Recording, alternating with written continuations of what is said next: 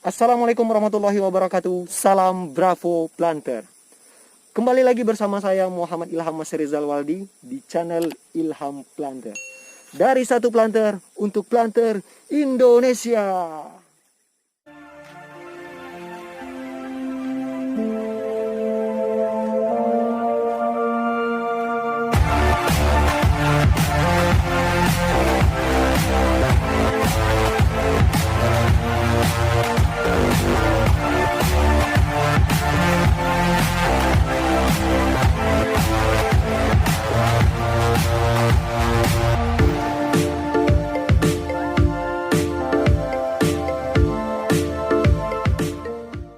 Baiklah teman-teman, hari ini kita akan membahas tentang apa itu planter dan apa itu plantation.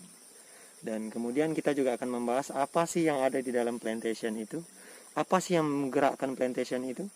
Nah, di sini kita akan bahas. Oke teman-teman, sebelum kita lanjut ke videonya, jangan lupa untuk dukung saya dengan cara like, comment, and subscribe. Dan share juga ke semua media sosial yang kalian punya. Dan jangan lupa untuk aktifkan tombol loncengnya teman-teman.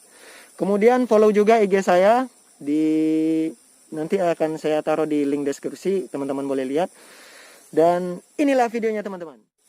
Jangan lupa untuk saksikan video ini sampai habis, karena di akhir video kita akan selipkan kata-kata motivasi untuk teman-teman planter semuanya. Jadi tonton sampai habis. Teman-teman, kenapa saya ingin membahas tentang apa itu planter dan apa itu plantation? Jadi mungkin istilah planter dan plantation ini sudah sangat familiar atau sudah terbiasa di dalam dunia planter. Semua orang mungkin sudah mengenal istilah dari planter dan plantation ini. Namun saya berpikir mungkin untuk planter-planter yang awam atau yang baru masuk training jadi planter, mungkin masih banyak yang belum tahu apa itu planter dan apa itu plantation.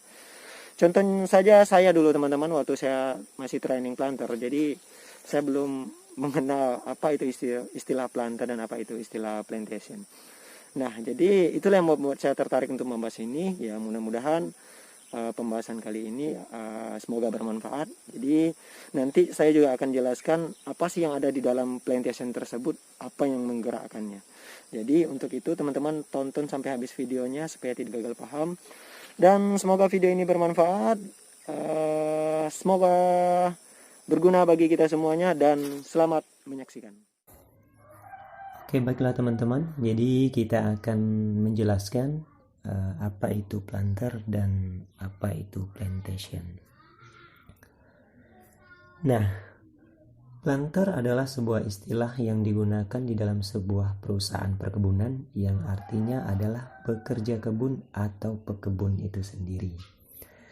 Dan sedangkan plantation adalah sebuah istilah yang digunakan perusahaan yang artinya adalah perkebunan atau kebun itu sendiri, teman-teman. Nah, teman-teman, di sini kita akan membahas dan menjelaskan tentang plantation dalam perkebunan kelapa sawit. Oke. Perkebunan kelapa sawit dilakukan oleh dua orang, teman-teman. Yang pertama yaitu petani. Petani dalam mengelola kebun kelapa sawit, petani hanya akan mengelola perkebunan yaitu dalam skop kecil atau sekitar 1 hektar sampai dengan 30 hektar saja, teman-teman. Dan areal yang diolah itu terbatas. Maksudnya tidak semua areal yang bisa dikelola oleh petani. Contoh saja, areal hutan gambut yang biaya pengelolaannya sangat besar sehingga petani rata-rata tidak mampu untuk mengelolanya, teman-teman. Kemudian yang kedua yaitu perusahaan. Areal pengelolaannya adalah dalam skala besar, berkisar puluhan ribu hektar hingga ratusan ribu hektar. Areal yang diolah itu tidak terbatas, baik itu areal gambut ataupun mineral, semuanya bisa diolah oleh perusahaan karena perusahaan rata-rata memiliki kemampuan untuk mengelolanya.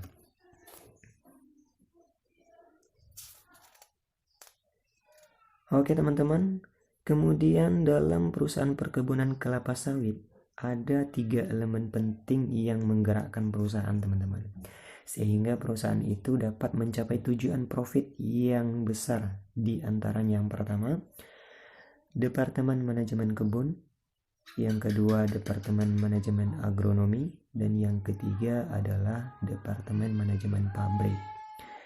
Nah, di sini kita akan jelaskan satu persatu teman-teman. Yang pertama yaitu Departemen Manajemen Kebun. Departemen Manajemen Kebun itu dibagi menjadi 3 komponen teman-teman. Yaitu yang pertama Kebun Project atau TBM, atau yang biasa disebut juga tanaman belum menghasilkan. Nah, kemudian timbul pertanyaan, apa sih tugas dari kebun project ini?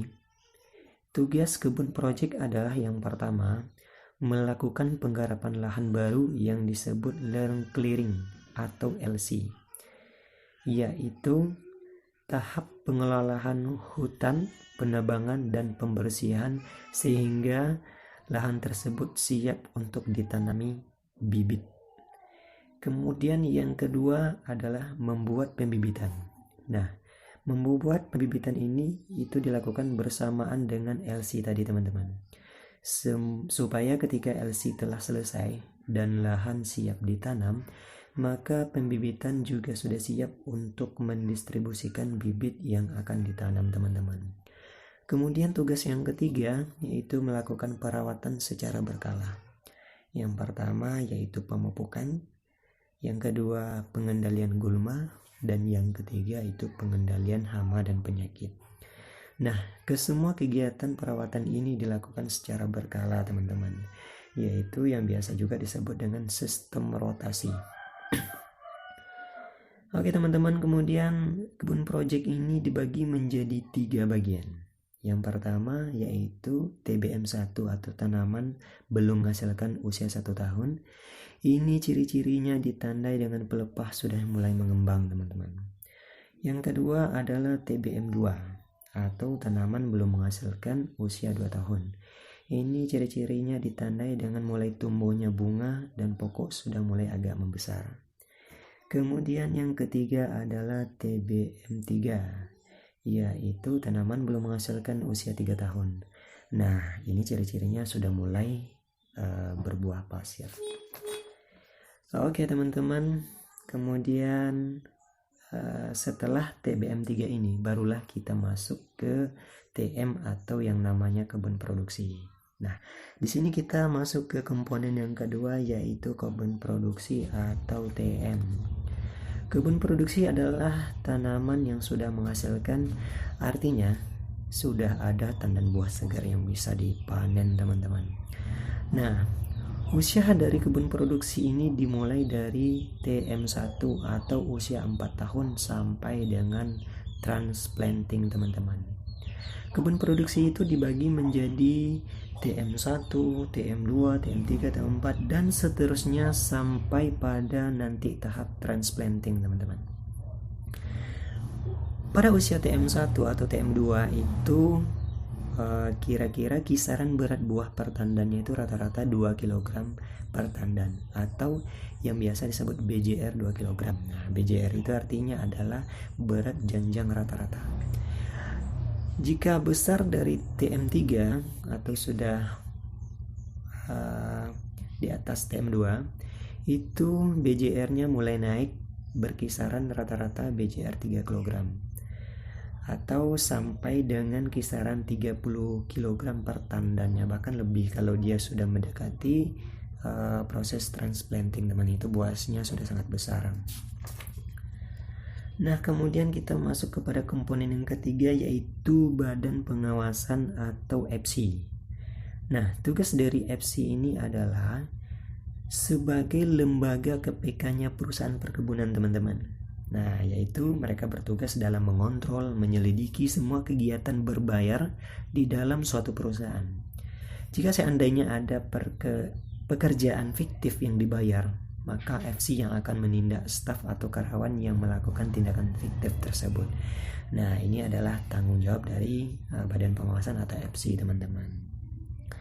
Oke teman-teman, kemudian kita masuk kepada elemen yang kedua yaitu Departemen Manajemen Agronomi. Nah, Departemen Manajemen Agronomi merupakan badan pelatihan tentang ilmu kebun suatu perusahaan perkebunan sawit teman-teman. Nah, ini dibagi menjadi 3 bagian. Yang pertama HRD. HRD ini tugasnya adalah bagian penerimaan karyawan baru, teman-teman, atau staf baru. Karyawan baru itu pada proses penerimaannya melalui HRD. Kemudian yang kedua BDC atau tim agronomi, yaitu sebagai bagian pelatihan ilmu kebun, yaitu baik itu berupa tentang rekomendasi pupuk untuk dosisnya, kemudian dosis-dosis dari racun untuk perawatan, kemudian tentang gejala-gejala defisiensi unsur hara, dan ini adalah merupakan bagian-bagian dari tugasnya BDC atau tim agronomi, teman-teman. Kemudian yang ketiga adalah GIS. GIS ini adalah bagian pemetaan atau pembuatan peta, teman-teman. Nah, yang keempat itu adalah IT atau Oracle. Nah, IT atau Oracle ini adalah bagian pemrograman atau bagian komputerisasi seperti kode-kode barang gudang, penomoran kode-kode barang gudang, kemudian program komputerisasi dan lain-lain sebagainya. Ini menyangkut kepada program yang digunakan oleh suatu perusahaan untuk menjalankan perusahaannya. Nah, kira-kira seperti itulah, teman-teman. Kemudian kita masuk kepada elemen yang ketiga, yaitu Departemen Manajemen Pabrik, teman-teman. Departemen Manajemen Pabrik ini dibagi menjadi 3 bagian. Yang pertama itu bagian timbangan. Bagian timbangan bertugas melakukan penimbangan kepada setiap mobil buah atau TBS yang dikirim dari kebun untuk mendapatkan tonase, teman-teman. Kemudian yang kedua barulah masuk kepada bagian sortasi dan grading, yaitu tanggung jawab atau tugasnya itu melakukan sortir atau sortasi kepada setiap tandan buah, mulai dari buah mentah, buah busuk, tangkai panjang, dan buah segar dengan tingkat kematangan yang sempurna.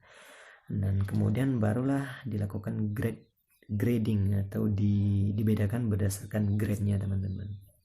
Kemudian setelah proses sortasi dan grading, barulah masuk ke bagian pengolahan TBS menjadi CPO dan kernel. Nah, proses ini dimulai dari penuangan ke loading, kemudian masuk ke troli, kemudian masuk ke proses perebusan, pengepresan, pemisahan minyak dengan sampah, baik itu pasir dan lain-lainnya, sehingga masuk kepada proses menjadi CPO dan biji kernel. Oke, demikianlah pemaparan tentang planter dan plantation, teman-teman, dan apa itu yang ada di dalam plantation tersebut, apa yang menggerakkannya, dan semua sudah kita bahas secara ringkas dan jelas. Jadi itulah videonya, teman-teman. Semoga video ini bermanfaat bagi kita semuanya. Dan jangan lupa untuk komen di bawah kira-kira untuk kedepannya pembahasan tentang apa lagi yang harus kita bahas, teman-teman. Oke, satu pesan dari saya untuk teman-teman planter semuanya di seluruh Indonesia, terutama untuk planter yang baru bergabung di dunia planter. Jadi teman-teman, jangan pernah mengeluh atas pekerjaan kalian sekarang, dan jangan pernah merasa berat atas apa yang kalian kerjakan. Tetapi cintailah pekerjaan kita itu, maka dengan kita mencintai pekerjaan kita, semuanya akan terasa ringan dan mudah. Apabila pekerjaan kita terasa ringan dan mudah, maka dengan begitu kita akan mudah mencapai kesuksesan kita, teman-teman. Jadi teman-teman, itulah dia. Assalamualaikum warahmatullahi wabarakatuh. Salam Bravo Planter. Dari satu planter untuk planter Indonesia.